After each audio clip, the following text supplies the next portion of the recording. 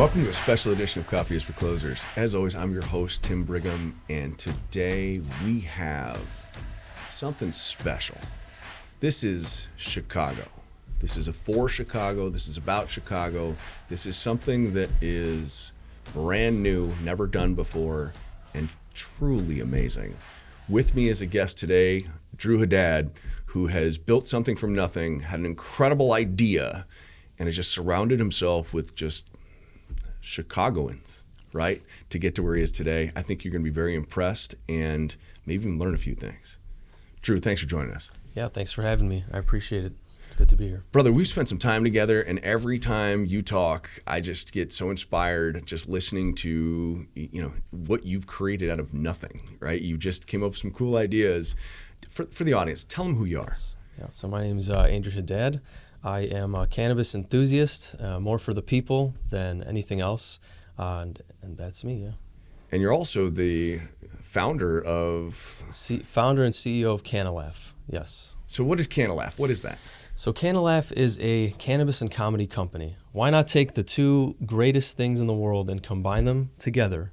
I love it. Create a different environment for cannabis enthusiasts. Instead of going to a dispensary, getting your weed, going home, why not sit down and enjoy a show at a reasonable rate and get unlimited anything? Wow. Just to laugh. Wow. I think comedy and cannabis go very well hand in hand. How did you come up with this idea?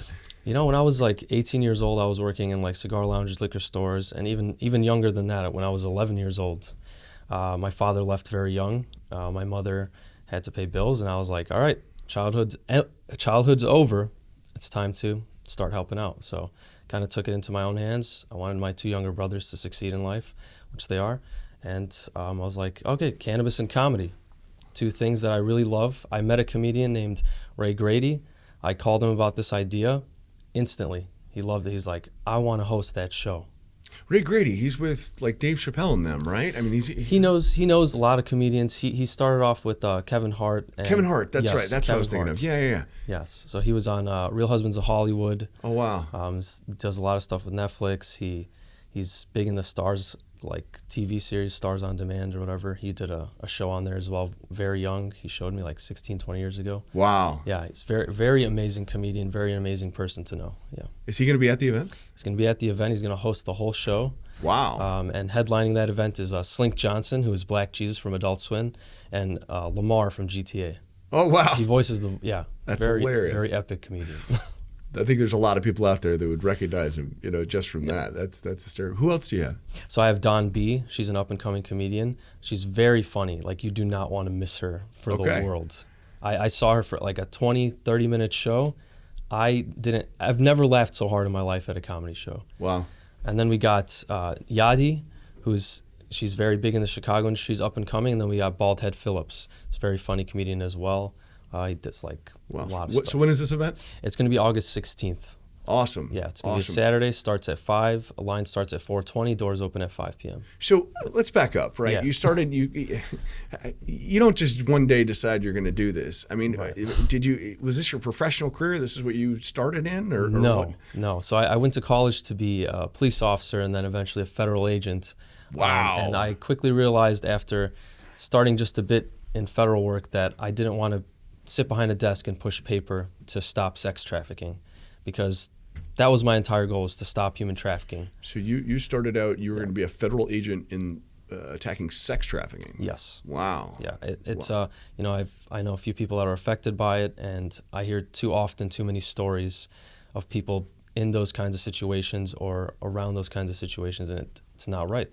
That's Something powerful. has to be done about it. So yeah.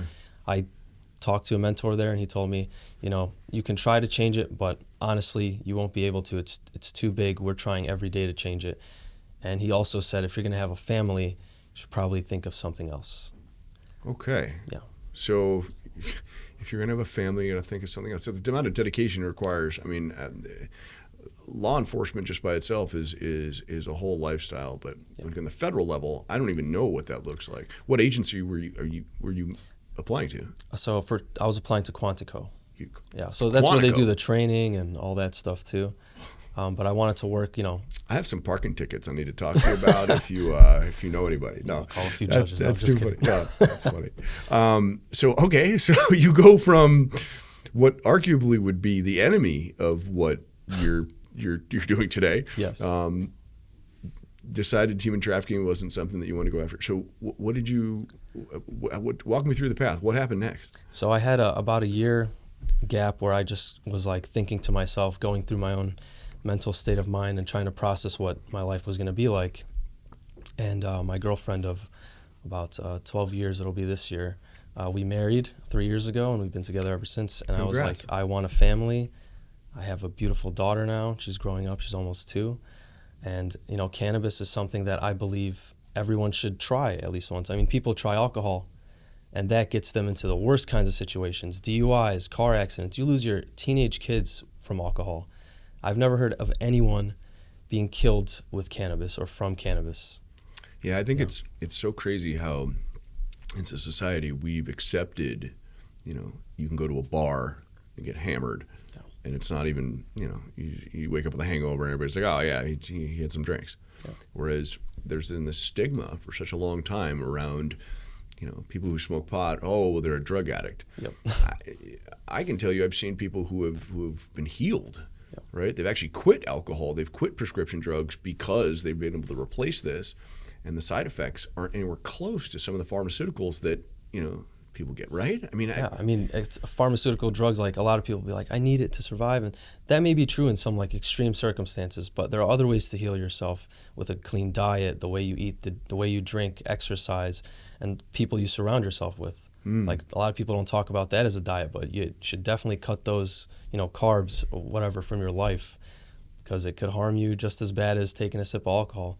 If you think about it, right? When you call somebody a drunk, you automatically think they're angry, yeah. that they're cheating on their spouse, they're violent, all the bad things that come with alcohol. Yeah. When you think of somebody who smokes pot, you're like, oh, he's a stoner. Yeah, this guy sits on the couch. Sits around and he laughs, right? I mean, that's and that's true. I guess you got to pick your poison. Yeah, definitely. So so you get married, you get family, and then how? But did you meet Ray Grady? Is that how kind of? I met him when I was younger. I was working at a cigar lounge, and I was like used to doing those kinds of events, private lounging, and just learning about the culture of tobacco, which, similar to alcohol, it is harmful to you. Yeah, I mean? Like anything else, especially even in moderation. But I met a lot of great people at the cigar lounge, and I got to thank, my boss at the time, who really opened me up to that kind of world. I do owe him a lot. Who was it? What's his name? His name is Zaid. Shout out to Zaid. Yeah, shout out to Zaid. He's a great guy. He showed me the ropes with. Is he in Chicago? He's in Chicago, yes. Do you have a cigar lounge here still or no? Not in Chicago. He has one in Madison, Illinois. Madison, yeah, okay. Yes. All right. I think I've been to that actually. Yeah. Possibly, yeah. Keep going. Sorry, that just caught me cool. off guard. So Zaid kind of taught you the how to run the cigar arena, I guess, right? Yeah, and a lot of things I picked up just from my previous work. Like I've been working in business since I was 11 years old, so I know how to speak to people. I know how to have a conversation. I know how to treat customers the way they want to be treated. Yeah. And if you ask any customer I've ever had in any place I've worked, they'll probably tell you some great things about me. And they mostly say, you treat me the way that I treated you. Like I never had any disappointed customers, which wow. Not a brag or anything. No, but that's a skill set that not everybody has, right? Everybody's so eager to convince everybody else why they're awesome, but to shut up and listen and treat somebody like a human being is something we've probably used a lot more of in the world, right? I agree. I made some lifetime friends there at the lounge, and most of them were older than me. I was about maybe 21 at the time, and I met a lot of great people that suffered, that adopted kids and took care of kids because they've always wanted children and they couldn't have any. Or like Ray Grady, an amazing comedian. I was so honored. I didn't even know it was him when he walked in. Oh, wow. I'm sitting at the register, and I'm just like, yeah, here you go, sir. I took him to the lounge, sat him down, served him the drinks and all that stuff. And then we started talking throughout those times that he would stop by. And my coworker was like, you don't know who that is? And I was like, I have no idea. I'm like, he's just, a great person to talk to. He's like, that's Ray Grady. He's a famous comedian. I was like, what? So I go back in there and I'm like, I'm so sorry I didn't introduce myself before, Mr. Grady. I didn't know who you were. not too familiar with this kind of, lifestyle. And so he was just very open. He's like, hey, let's talk, traded numbers. And then years later, I called him for Canalaff. And I was like, this is my idea. What do you think? Without hesitation, he believed in me so much. He said, yes, let's do this. Wow. Yeah. Wow. So you call him and you say you want to put together, I don't know that I've ever heard of a venue like this, like a big scale comedy event. And it's a beautiful venue, like there's still new. There's like Cine Space, and then there's Cine City Studios, which is where we're going to be for the events. That's a beautiful venue. Yeah. That's a beautiful venue. Wow. So it's going to be set up where that's not just a regular place. Like it'll be set up, for an experience almost, right? Yes. There's going to be a music stage outside. So the parking lot's going to be converted into that stage. The stage already exists. It's like a professional setup. It's got a huge LED screen wall. Oh, wow. Behind the musicians. So it's going to be like immersive almost. Okay. Wow, this sounds almost like a festival. This is cool. Yeah, it could be considered a festival, I guess, at the outside portion where, open consumption. There's going to be food, there's going to be pizza, free ice cream, all that stuff. And then inside is where the comedy stage is. You walk in through those doors and you're immediately transported into like luxury. You will never see anything like it. In fact, there's a YouTube channel, if it's okay for me to say it. Yeah, please, yeah. They're called Elevator Music, and they shoot their elevator music videos in there. And on the elevator, it'll be like elevator music with Braille and everything. Wait. Yeah. There is a place where they shoot elevator. I didn't even know this is it is a thing. I figured it was some guy in a basement just kind of making it. That's cool. So did I. And then, I got to meet the gentleman. His name's Mickey. He's a young kid. And he's like, how did I come up with the idea? Me and my friends were just sitting around smoking. We came up with the idea, and it worked. And I was like, wow, that's literally kind of how I was inspired to do it, because I felt something inside of me that, I'm so passionate about cannabis. It's not to be a big corporation. It's to make people's lives a little easier to live throughout the day. People want to go to a bar and relax. I want them to come to this and relax. I want them to enjoy it. And nobody has to be forced to come or anything, but the purpose of this is to create a different world for cannabis users. It sounds like you're also trying to educate a little bit, right? Definitely. I know 10% will go to charities of our choices in each event that we do from ticket sales, and then 5% will go to the West Side community. Oh, so I didn't even realize this. So you're planning on doing more than one event. This is not just a one-time thing. This is a precursor, yeah. And what we have in store for the next events are unbelievably massive. If I were to say it right now, nobody would even believe it. Wow. So we got food, we've got drinks, we've got cannabis, we've got a giant stage. It sounds luxurious, like it's going to be awesome and an experience. It's immersive. Definitely. What kind of guests are we thinking we're going to have there? Is there? So I'm not at liberty to say who specifically, but I've seen interest from a lot of celebrities that want to attend the event, just to attend it, not to perform. So they'll be sitting in VIP, they'll be walking around. So not only is this going to be a crazy giant event, you're also maybe running into somebody who's within the space. Yes, within the space, even outside the space at a larger scale, you wouldn't even imagine them. Why would they be here? That's what you're going to think. If you were to see whoa, I just ran into... Wow. Yeah. Wow. This is really, really cool. I don't think Chicago's had anything like this in a long time. We've been kind of some negative stuff in the news, right? I think we kind of need this. This is a very special thing that you're doing, man. Thank you. I think from all of us, we want to say thank you for having the idea, right, and coming out and having the courage to actually do it. So, all right, August 16th. Yes. Right. Yep. What is it? This sounds expensive. What do tickets look like? So believably not, it's not expensive at all. Okay. And in fact, because I'm here today on your show, I'm going to offer anyone that purchases a ticket today, you get 50% off your ticket. Oh, wow. So tickets are $55. We'll give you a promo code to give out. Yeah, it's $55 for a ticket to see five famous comedians. Is that before the half off? So is it normally $110? It's for VIP. It's normally $120. Okay. So half off of that. So it goes to 60. Goes to 60. And then 55 drops. Cut that in half. Yeah, cut that in half. All right. So here's what we're gonna do. Really? That's awesome. Yeah. So here's what we'll do. 24 hours. 24 hours, yes. For 24 hours, you watch this clip.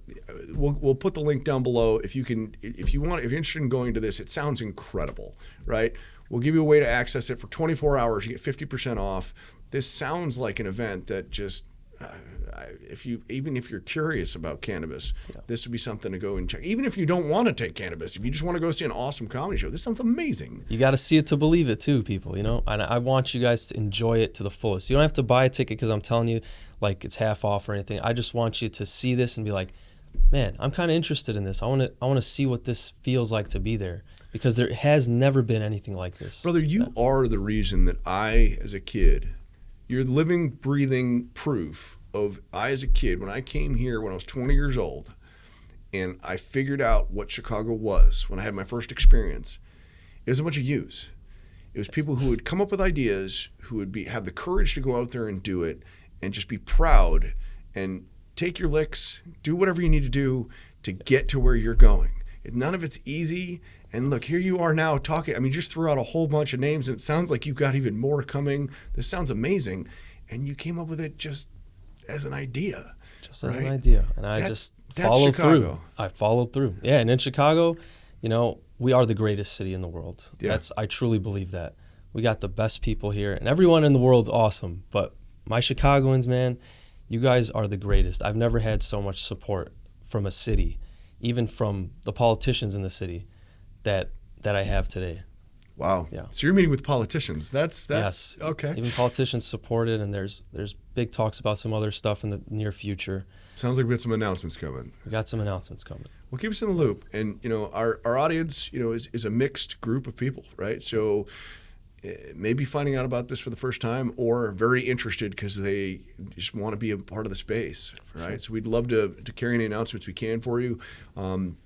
I think there's a lot of education that needs to be done here, and a lot of people can use help.